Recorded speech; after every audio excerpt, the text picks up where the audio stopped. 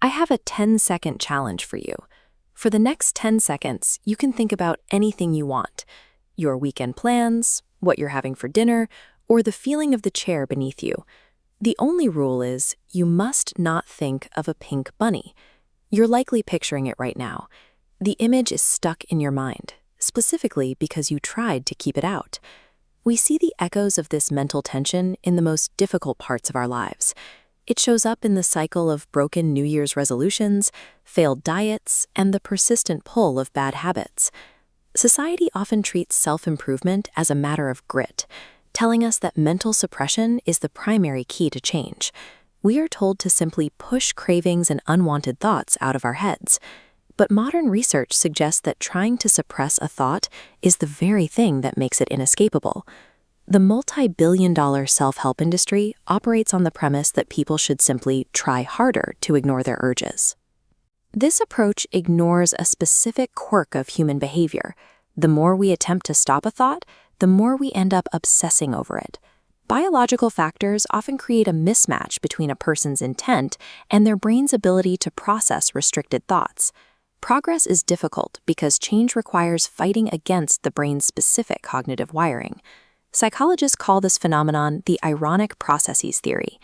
To understand how it works, we look at how the brain splits in its attention. When quitting a habit, your brain creates an operating process. This conscious effort, shown in blue, tries blocking the target thought, like a cigarette or a high-calorie snack. Simultaneously, a deeper unconscious module acts as a monitor. This process, highlighted in red, scans your mental landscape to check if you are thinking about the forbidden object. Here is the conflict. To verify that you aren't thinking about the habit, the monitor must constantly recall the forbidden thought to check for its presence. This creates an infinite loop. The harder the blue path tries to block the thought, the more the red monitor forces you to see it. By ordering the brain to suppress a habit, we accidentally program it to keep that habit at the forefront of our minds. Think of the conscious mind as a tiny rider trying to steer an 800-pound gorilla, which represents the unconscious. The conscious operating process relies on willpower, which requires high levels of metabolic energy and depletes throughout the day. The unconscious, the gorilla, requires no energy. It runs on autopilot, scanning your brain continuously without getting tired. When willpower inevitably fades, the booming noise of the monitor often drives people toward other compulsive, numbing behaviors just to find relief. Fighting the unconscious mind with pure willpower leads to a cycle of exhaustion and self-sabotage. Habits create permanent neural pathways that stay in the brain. They cannot be deleted or erased through force. Instead of thought suppression, the passive attempt to hide from a craving, we can use a strategy called thought stopping. Thought stopping uses a cognitive wedge to interrupt the loop.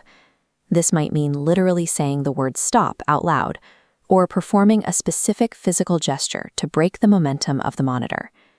Changing a habit involves acknowledging the trigger without allowing it to dictate the next move. The most effective strategy is rerouting triggers.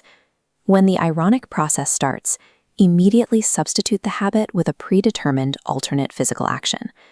If the urge to smoke appears, immediately pivot to a different behavior, like eating a mint. This provides the brain a different destination. You cannot force yourself to forget the pink bunny. To stop thinking about that pink bunny, you have to actively choose to look at a vibrant blue dog.